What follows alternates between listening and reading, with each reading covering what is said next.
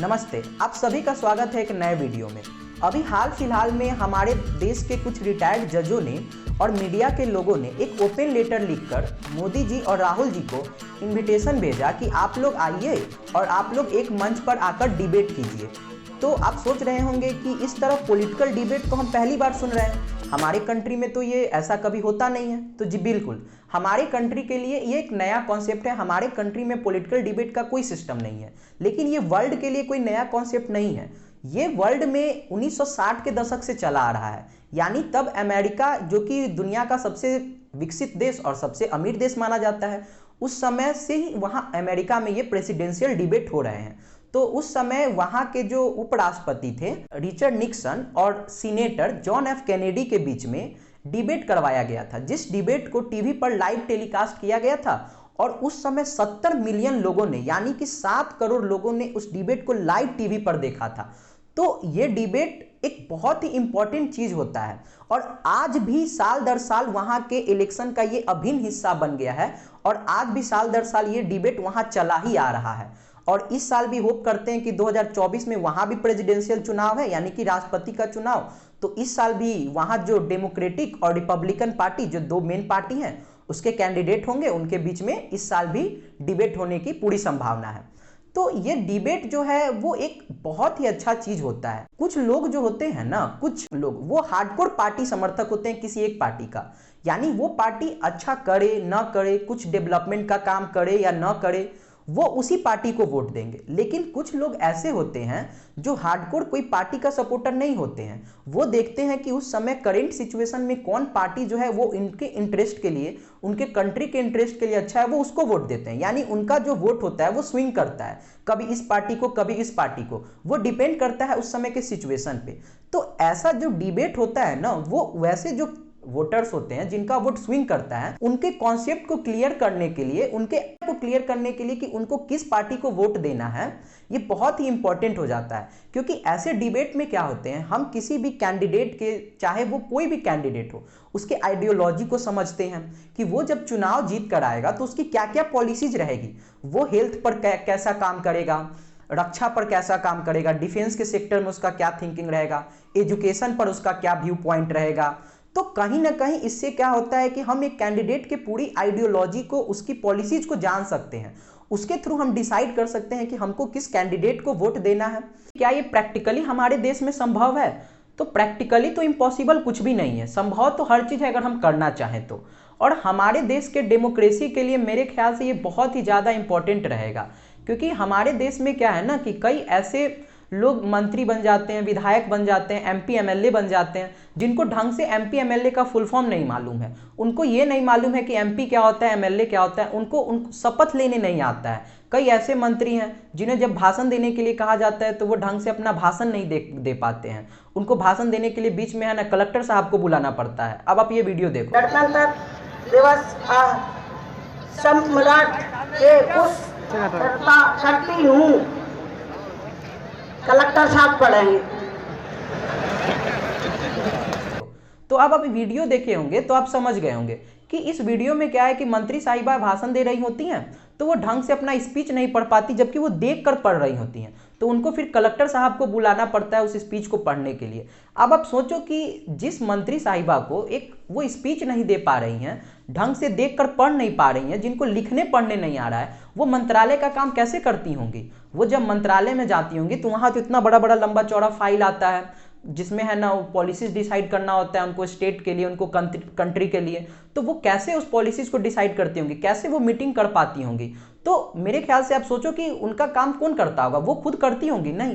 तो फिर हम ऐसे लोगों को मंत्री क्यों बना रहे हैं, ऐसे लोगों को क्यों चुन रहे हैं? ऐसे लोगों को हम इसलिए चुन देते हैं ना क्योंकि कहीं ना कहीं हमें मालूम ही नहीं होता है कि हम वोट किसको देने जा रहे हैं। अब आप, अभी चुनाव चल रहा है, अब आपके एरिया में भी आप देखो कि कितने ऐसे लोगों के एरिया में जो कैंडिडेट हैं वो आए हैं आपसे मिलने। शायद बहुत कम लोगों के एरिया में वो मिलने आते होंगे। जब चुनाव चल रहा है तो वो मिलने नहीं आ रहे हैं, तो चुनाव बाद आपसे कैसे मिलने आएंगे? अब एक कैंडिडेट के बारे में आपको जानना है तो आपको खुद से जानना होगा। आप है ना उनकी रैलीज में जाओ। अब आप प्रैक्टिकली संभव है कि एक इंसान जो अपने जिंदगी में खुद इतना व्यस्त है, वो सारे लोगों के रैली में जाके उनका है ना भाषण सुन रहा है कि वो क्या कह रहे हैं, और हर रैली में वो अलग अलग टॉपिक पे बात कर रहे हैं। तो ये असंभव है कि कोई इंसान जाके उनकी रैली को देखे, उनकी बातों को समझे। तो अब उससे अच्छा है कि अगर हम एक प्रेसिडेंशियल डिबेट के तौर पे सेम उसी तरह का डिबेट अपने इंडिया में करा दे, जिसमें कैंडिडेट जाए और आपस में वो डिबेट करें। तो उससे हम कैंडिडेट की सारी पॉलिसीज को कि वो जीत कराएंगे तो आपके हमारे लिए क्या करेंगे, हम एक डिबेट से जान जाएंगे। हमको इतना सारा उनका रैली भाषण देखने का जरूरत नहीं पड़ेगा और ना उनको ही लोगों के बीच में ज्यादा जाने का जरूरत पड़ेगा। तो उनका भी पैसा बचेगा, समय बचेगा और देश का भी कुछ भला होगा। हर एक पार्टियां जो होती हैं वो अपना स्पोक्स पर्सन रखते हैं, यानी कि प्रवक्ता को रखते हैं। जो प्रवक्ता क्या होता है, टीवी चैनल्स पर जाकर आप देखते होंगे डिबेट करते हैं, वहां पर लोगों के बीच में जाकर वो डिबेट करते हैं। तो जब पार्टी का प्रवक्ता डिबेट कर सकता है, वो बता सकता है कि हमारी सरकार बनेंगे, हमारा कैंडिडेट जीतेगा तो वो ये करेंगे ये करेंगे, तो सीधे जो पार्टी का जो कैंडिडेट है वही क्यों नहीं लोगों के बीच में जा रहा है। वो कैंडिडेट ही सीधे अगर लोगों के बीच में जाएगा तो पार्टी लोगों को भी क्लैरिटी ऑफ थॉट आएगा ना कि हम जिसे वोट देने वाले हैं, जो हमारे बीच में रहने वाला है, उसका किसी चीज पर क्या व्यू पॉइंट है। अब प्रवक्ता जो है वो तो चुनाव लड़ नहीं रहा है, तो वो तो लोगों के बीच में आएगा नहीं। तो जब प्रवक्ता चुनाव नहीं लड़ रहा है, वो लोगों के बीच में नहीं आ रहा है, तो वो क्यों उनका पक्ष रख रहा है। सीधे आप कैंडिडेट को कहो कि आप अपना पक्ष सीधे लोगों के बीच में रखिए। इससे क्या होगा कि ऐसे जो लोग हैं उनको क्लैरिटी ऑफ थॉट आ जाएगा कि हम जिसे वोट देने वाले हैं क्या वो हमारे लिए सही है कि नहीं। तो कई बार हम ऐसे लोगों से बच जाएंगे जिन्हें बोलने नहीं आता है, लिखने नहीं आता है, पढ़ने नहीं आता है। क्योंकि वहां पर जब डिबेट होगा तो डिबेट में क्या होते हैं, लोग भी, पब्लिक भी मौजूद रहेंगे, वहां पे है ना मीडिया के लोग रहेंगे, तो वो लोग क्वेश्चन करेंगे, क्रॉस क्वेश्चन करेंगे। तो वहां पे क्रॉस क्वेश्चन पे वही लोग सही जवाब दे पाएंगे जिनको कुछ समझ होगा। अब जिनको किसी चीज का समझ ही नहीं होगा, एमपी एमएलए का फुल फॉर्म ही नहीं मालूम होगा, वो वैसे लोग वहां पर फंस जाएंगे। तो हम क्या होगा कि मूर्ख बनने से, हम ठगे जाने से बच जाएंगे एज अ आम पॉपुलेशन, आम जनता। तो ये कहीं ना कहीं हमारे देश के लिए बहुत ही अच्छा रहेगा डिबेट। और ये डिबेट सिर्फ पीएम के पद के लिए नहीं होना चाहिए, ये डिबेट मेरे ख्याल से हर एक कैंडिडेट के लिए होना चाहिए, चाहे आप वो किसी भी तरीका का चुनाव लड़ रहे हो। तो जब इस डिबेट के बारे में राहुल जी से सवाल किया गया तो उनका जवाब था कि वो डिबेट के लिए तैयार हैं, या तो वो डिबेट के लिए जा सकते हैं या उनके पार्टी कांग्रेस के जो प्रेसिडेंट हैं मल्लिकार्जुन खड़गे जी, वो भी डिबेट के लिए जा सकते हैं जहां भी मोदी जी से डिबेट करना हो। लेकिन मोदी जी से तो डायरेक्ट इस सवाल को अभी तक किसी ने पूछा नहीं।